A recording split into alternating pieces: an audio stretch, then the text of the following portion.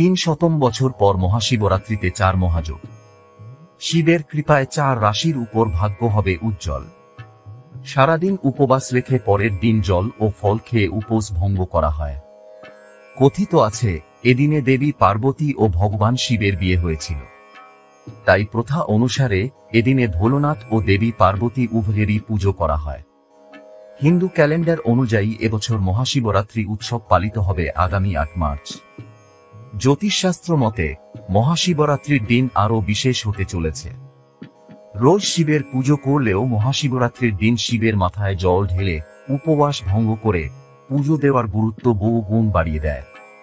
পঞ্চাঙ্গ অনুসারে মহাশিবরাত্রির পবিত্র উৎসব ফাল্গুন মাসের কৃষ্ণপক্ষের চতুর্দশী তিথিতে পালিত হয়।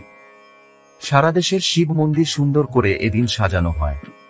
সারাদিন উপবাস রেখে পরের দিন জল ও ফল খেয়ে উপোস ভঙ্গ করা হয়।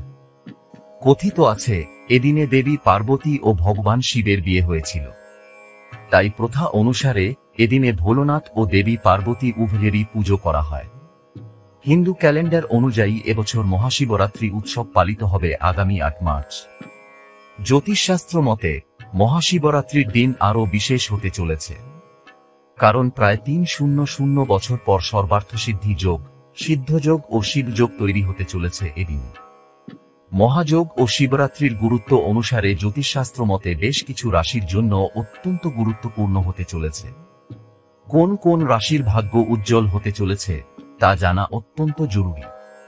আপনার রাশি এই তালিকায় রয়েছে কিনা তা দেখে নিন এখন জোরে।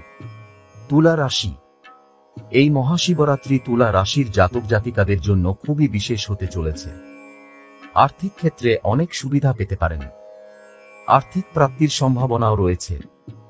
পাশাপাশি নানা কাজেও সাফল্য আসবে। তুলা রাশির জাতকদের সমাজে সম্মান বৃদ্ধির সম্ভাবনা রয়েছে। কুম্ভ রাশি। এই রাশির জাতক জাতিকাদের জন্য বিশেষ বিবেচিত হয়। কুম্ভ রাশির জাতক জাতিকাদের সকল ইচ্ছা পূরণ হবে। এদিনে ভগবান শিবের অভিষেক করলে চাকরিতে পদোন্নতি ও নতুন সুযোগ আসতে পারে। এর পাশাপাশি পরিবারের সদস্যদের সঙ্গে সম্পর্ক মজবুত হবে। সিংহ রাশি। এই রাশির জাতক জাতিকাদের জন্য সুখবর বয়ে আনতে চলেছে। এই সময় থেকেই শুভ দিন শুরু হতে চলেছে। কর্মজীবনে সাফল্য, আর্থিক লাভ, সম্মান ও পদমর্যাদা বৃদ্ধির সম্ভাবনা রয়েছে। বৃষ রাশি। এই রাশির জাতক জাতিকাদের জন্য শুভ হতে চলেছে। জীবনে সুখের বর্ষণ হতে চলেছে।